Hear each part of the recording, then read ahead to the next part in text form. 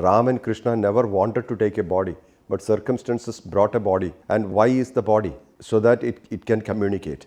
And a big tragedy happened in my life, so that I started asking myself, what is life all about? So there had to be a shock sometime to go to the right thought. Otherwise, we are in our ego world.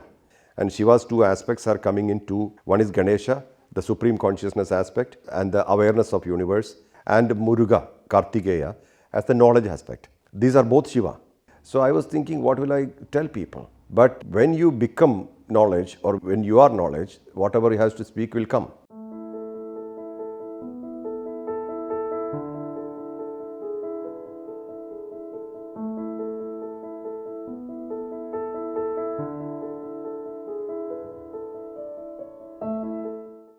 Well, this is purpose related. Like, for example, imagine I am in still state.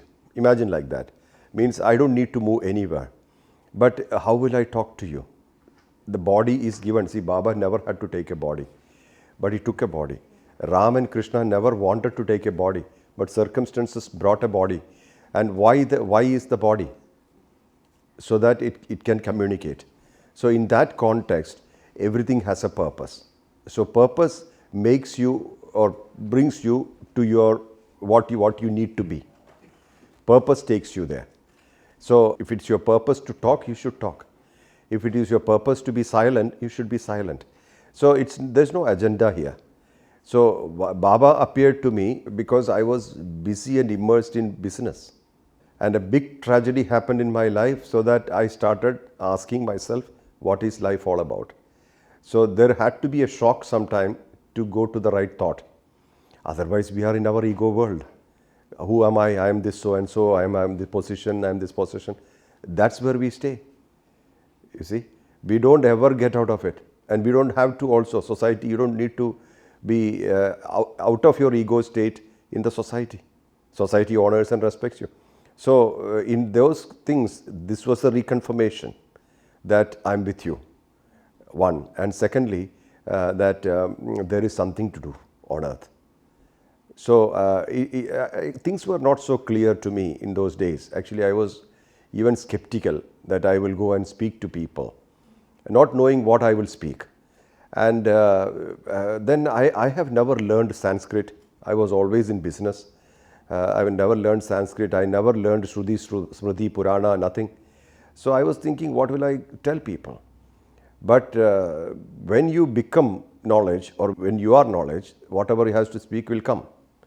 And there is no pre-plan here. There is no agenda. So it comes. So stillness has to move. Now, one other aspect I'll tell you. Shiva is stillness. Why he has to get married? Is stillness. Why he should get married? Why should he have Parvati?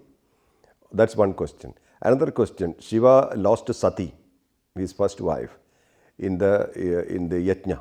She jumped into the fire of her father, which the father created, and died. And Shiva was furious. Why it happened? Shiva told her, don't go.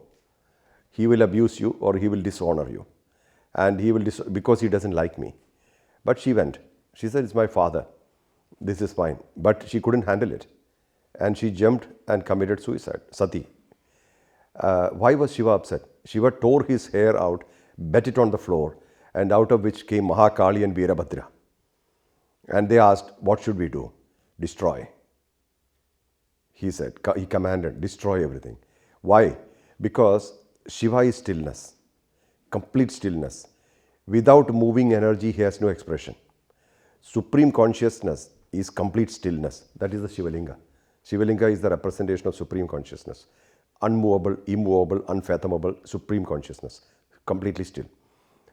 It doesn't have a move. It doesn't need to move. It's complete by itself. But Sati is the Shakti. Like we have a Shakti aspect. Our main Shakti is Kundalini Shakti, connected to ether. When we breathe, we talk pranayam. It's not the breath we are taking, it's the prana through the breath. And then in the body, there is prana, apana, vyana, udana, samana, the various movement and structures of the prana. And in creation, we have structural pranas, like Dhananjaya prana, Kurma, also the creation, the structure. 5 structural pranas, 5 functional pranas. These pranas maintain our structure. So all these are impossible without Shakti. That's why the entire creation stops when Sati dies. The possibility of creation stops there. That's why he said, if there is no creation possible, if stillness has to remain stillness, destroy the dust. That's what he said. Destroy the world. And when Parvati came, Parvati got married to him. That's a Shakti, Kundalini Shakti. When Kundalini Shakti rises through the central nadi, we have ecstasy, ecstatic states, mast state of mast, brilliant ecstasy. So this happens, and that's the structure of Shiva is stillness, but Shakti is connected to him. So the spirit part and the soul part. So spirit has to move, otherwise there is no creation. And if there is no creation, there is no world. The entire creation is resting on the consciousness. It says the entire created universe is just like a pimple on the face of Shiva. That's small. So what is the size of Shiva? Huge. Don't look at Shiva as the person with a snake around the neck. That's the yogic representation of Supreme Consciousness. And Shiva's two aspects are coming into, one is Ganesha, the Supreme Consciousness aspect, created universe and the awareness of universe. Parabrahma Rupa, Ganesham Bhajema, right, is Supreme Consciousness aspect. And Muruga, Kartikeya, as the knowledge aspect. These are both Shiva. Shiva's two dimensions expressed that way. Kartikeya also is the lord of wars. What are you fighting? What are you fighting? Kama, Krodha, Lobha, Moha, Mada, Matsarya, anger, hatred, jealousy, revenge, those kind of things which pulls you down, which brings your frequency down. That's what you're fighting. We are always fighting that. That's not our original state. Jealousy is not our original state. Anger, comparison, hatred, competition is not our state. That's an acquired state. So Muruga, Kartikeya brings light to it, says that's not you. This is not your original state. Move away. So he destroys the illusion that I'm anger, I'm angry, I'm competing, I'm better than other person. Some people do not smile because they're so heavy in themselves. If you smile, they feel that they lose something. That's because, see, if you can see the great Avadutas, they've been bursting in laughter, ecstasy. So you can see certain stability in that exuberance. You feel great and expanded. In that you will be causelessly joyful. So Shiva's state is stillness, but Shakti ably assists Shiva